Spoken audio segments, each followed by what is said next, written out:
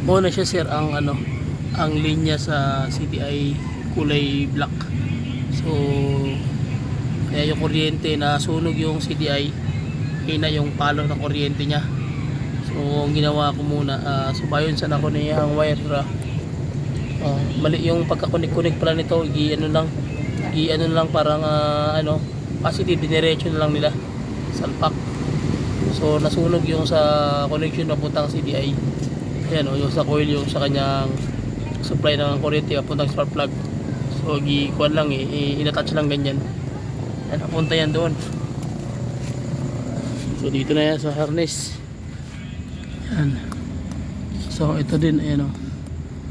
Ito naman yung sa relay niya, may yung socket niya, ano na rin, corrosion, kulay LG na. So yan, napunta yan sa loob harness na yung papunta ron. Yan. Dito naman binunod ko, ano na rin, dumi na rin, oh.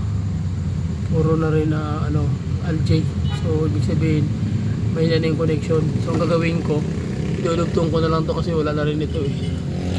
Ang original socket na yan, oh. Madumi. Yan. Madumi.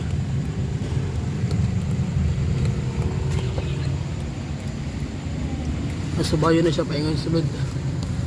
Ito paingon sa iyang relay niya.